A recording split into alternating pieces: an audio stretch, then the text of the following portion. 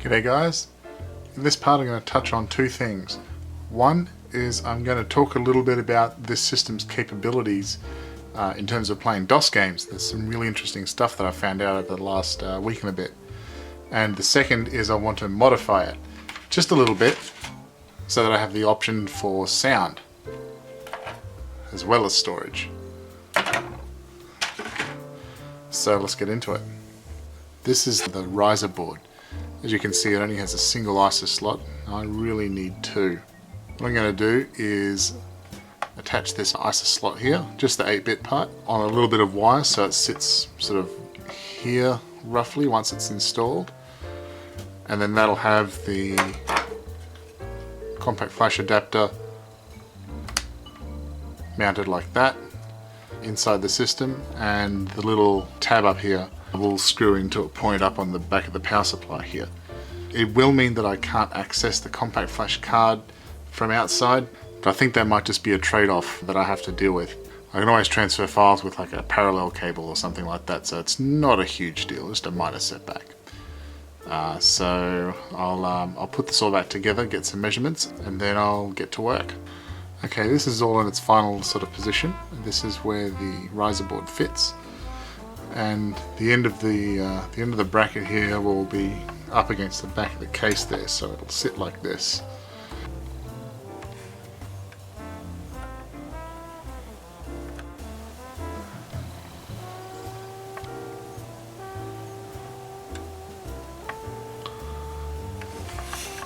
And that long, I reckon. About 2 inches. Yep, that ought to do it. Now, because I'm just going to use this slot for the compact flash card, I'll only wire up the connections that I need. You can see that there's only a handful on this side. So, yeah, that should save a bit of time. So 29 on that side. So 39 all up. That's not too bad. I can deal with that. One thing I do need to keep in mind is that normally it would insert this way, with the side with more contacts facing up. When I flip it over, it's going to be like that, so the top and bottom rows are going to be sort of crossed over. What I'm going to do now is just mark the connections that I don't need to use on the bottom row, since there's only 2 of them.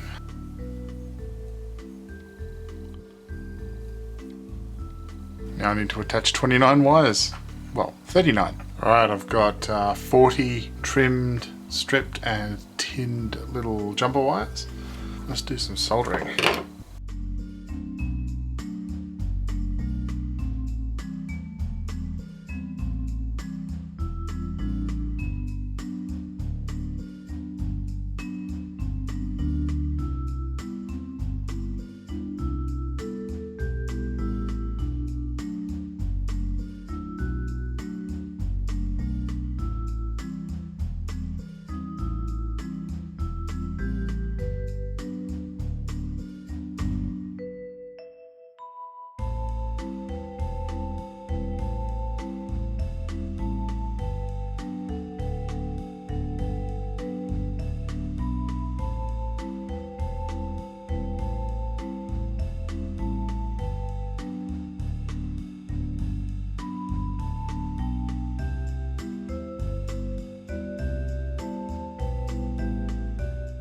Alright, I'm going to attach the slot. I'm going to move the camera out of the way for this, it's too awkward. Yep, see you on the other side.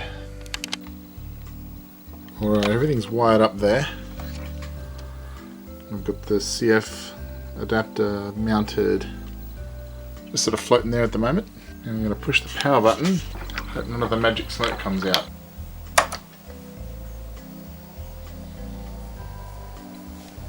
Looking good so far.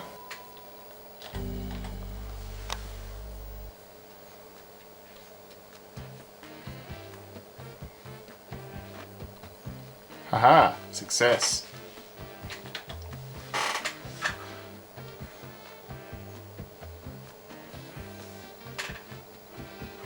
Yep, looks good. Alright, now let's try and make it all fit. Alright, it's all working. The storage is recognised, the sound blaster is recognised, sound plays, Kinda. You can't quite hear it, and that's because, as I've discovered, the Sound Blaster cards actually need the minus 12 volt supply for some of the op amps, I think. And the Teradrive does not produce that. It only produces plus 5 and plus 12 volts. So I'll need to build some sort of converter or something to generate that minus 12. Shouldn't be too difficult. But you can see it's detected the Sound Blaster card, and Sound Blaster / Adlib is detected. And even though you can't hear it,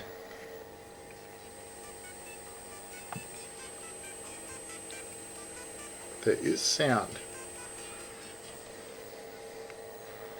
Alright, with all that hardware hackery out of the way, let's talk about the video output, which is actually quite interesting and something that I haven't seen before, and as it turns out, quite a few people haven't seen before. So let's get into that.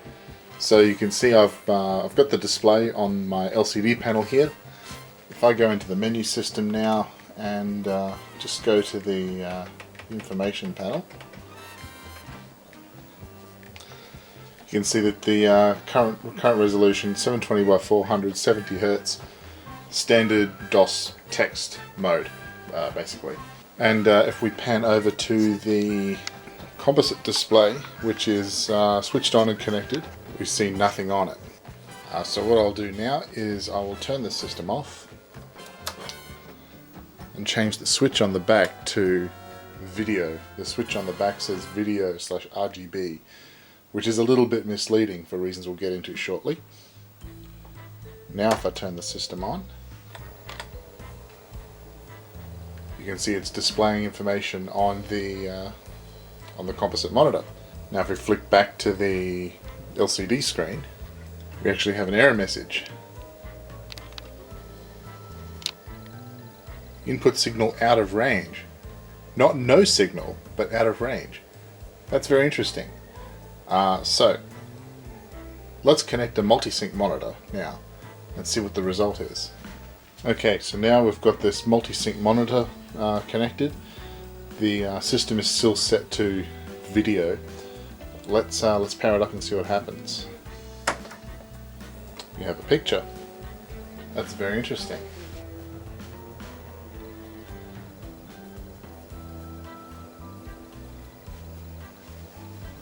Well, how about that? Actually running DOS, and we'll confirm that by flicking over to the composite monitor. There it is right there. Running DOS on a 15 kilohertz RGB monitor. Which means, I suppose to some extent, this VGA card is emulating a CGA card, which is very cool. And so my first thought was, well, you know what, maybe it only does it for DOS. You know, maybe if you try and start like an EGA or VGA mode program, it'll switch back to a 31 kilohertz mode and you'll lose the picture on the composite monitor. So I figured, well, let's try that. The next really cool thing I noticed is that you can see that the character glyphs are actually CGA-like as opposed to VGA-like.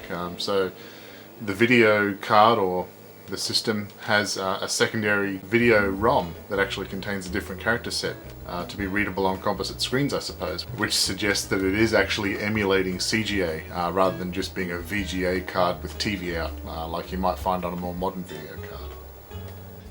And at this point you're probably thinking, well, you know, maybe it just outputs VGA to the VGA port and composite at 15 kilohertz and it's just doing a bit of trickery. Well, let's put it to the test. I'm going to hook it up to the best 15 kilohertz only monitor that I have, using a VGA to BNC connector cable.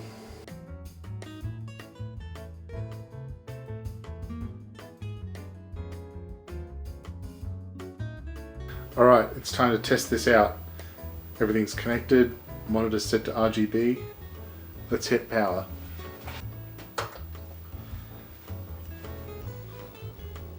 Oh, that's a good sign. Oh, wow. Oh, would you look at that.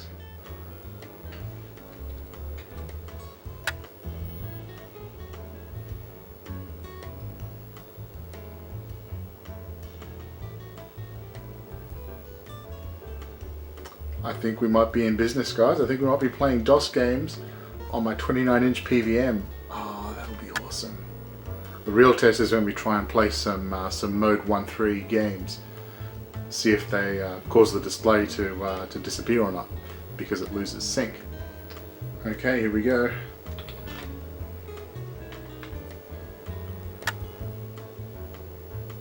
Alright, there's our CGA text mode. Oh, look at that. Oh, isn't that lovely? Oh, it's so good.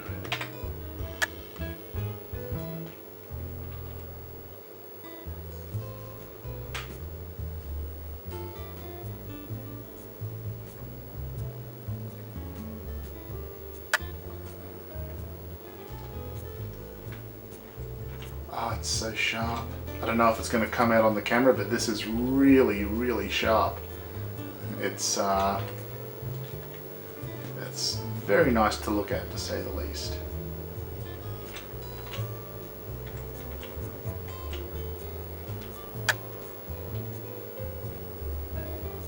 Alright, well, how about a 256 color game? Oh, that looks fantastic. Of course, it's not going to run great because it's a 286, but yeah, that appears to work correctly.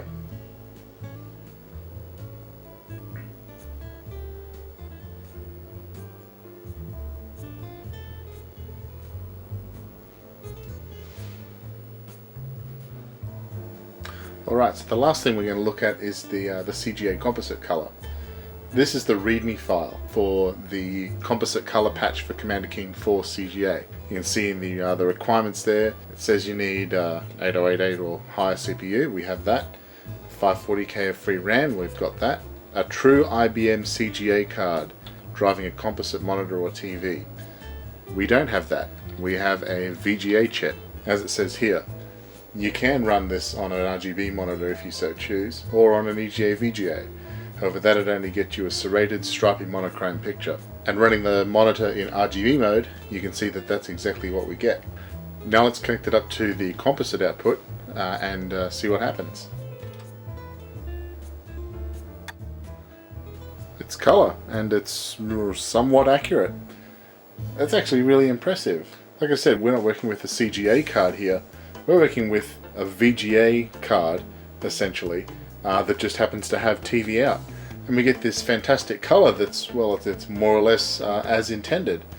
I'll just show some comparison screenshots here, comparing this output with that of an actual IBM CGA card. You can see that it's quite close. Not identical, obviously, but quite close, surprisingly close. And that's really something. I brought this up with one of the authors of the 8088 miles an hour demo, and he actually said, well, this shouldn't be possible. The pixel clock of the VGA chip is completely different. So from this, I guess we can assume that the system has two pixel clocks, and one of them is the right one to produce CGA composite artifact color, which is really awesome. Thumbs up to the guys at IBM and Sega for their foresight. And so I'd say that about wraps it up. So what you've seen here is a system with an SVGA chipset that can not only do all of your standard VGA things, it can also do composite, it can do CGA composite artifact color, and it can do VGA over a 15 kilohertz display. What more can you ask for, really?